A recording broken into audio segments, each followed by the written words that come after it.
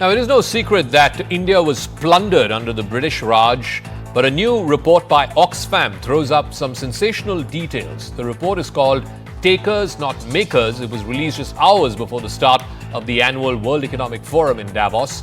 The Oxfam report highlights the legacies of inequality and pathologies of plunder that were pioneered during the time of historical colonialism, continuing to shape modern-day lives. The report also cited the creation of a deeply unequal world, a world that was torn apart by division based on caste, religion, and gender, a world that continues to systematically extract wealth from the global south to primarily benefit the richest people in the global north. So this is what the report says, some staggering numbers in there. It is cited that Great Britain extracted what would be the modern day equivalent of 64.82 trillion US dollars from over a century of colonialism between 1765 and 1900. And what is even more staggering is that 34 trillion, almost 34 trillion out of this 66 trillion went to the richest 10%, the aristocracy in Britain during the colonial era.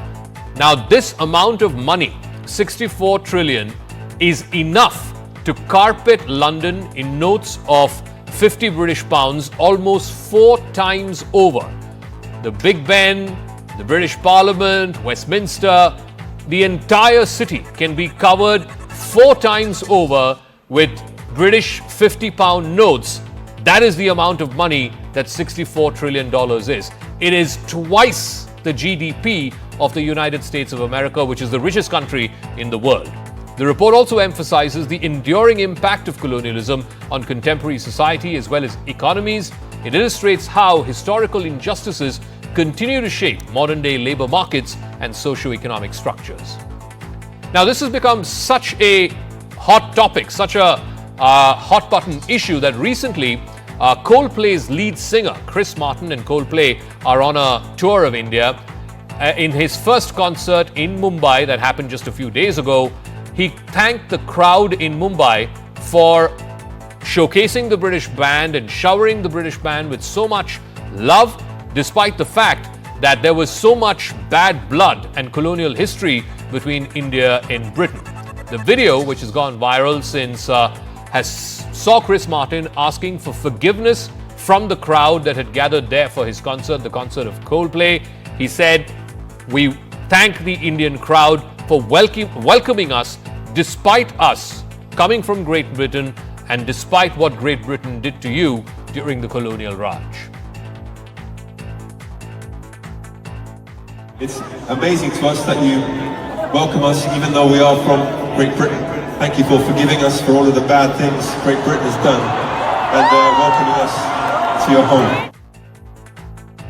Well, this is not the first time. That was Chris Martin from his Mumbai concert a few days ago. But it's not the first time that this issue of Britain having to pay reparations to India for colonial rule has been raked up. Way back in 2015, almost 10 years ago, at a debate at the Oxford Union, Congress Member of Parliament Shashi Tharoor had delivered a speech supporting the motion that Britain owes reparations to her former colonies, most of all to India. His passionate argument went viral, and it's been talked about ever since. This is an issue that has been raised both diplomatically and otherwise with Britain, but to no avail. Britain, of course, refuses to not just pay reparations, forget about that, but even acknowledge or apologize for the ills that have been perpetrated during colonial rule. India's share of the world economy when Britain arrived on its shores was 23%. By the time the British left, it was down to below 4%. Why? Simply because India had been governed for the benefit of Britain. Britain's rise for 200 years was financed by its depredations in India. Meanwhile, colonialists like Robert Clive bought their rotten boroughs in England on the proceeds of their loot in India, while taking the Hindi word loot into their dictionaries as well as their habits. What is required, it seems to me, is accepting the principle that reparations are owed. Personally, I'd be quite happy if it was £1 a year for the next 200 years after the last 200 years of Britain and India. Thank you very much, Madam President. So remember, this is an ongoing debate between Britain and India.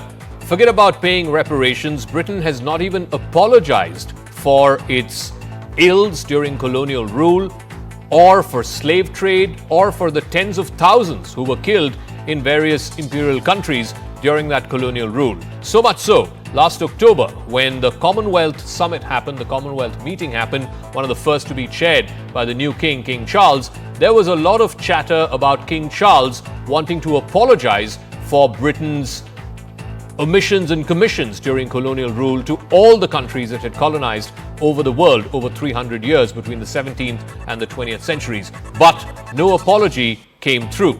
In fact, even in 2019, which marked the 100th anniversary of the disastrous Jallianwala Bagh massacre, which happened in 1919, in which over 1,000 innocent Indian civilians died, there was a lot of talk that Britain needs to apologize for one of the worst massacres that happened in its colonial rule. Britain was not forthcoming.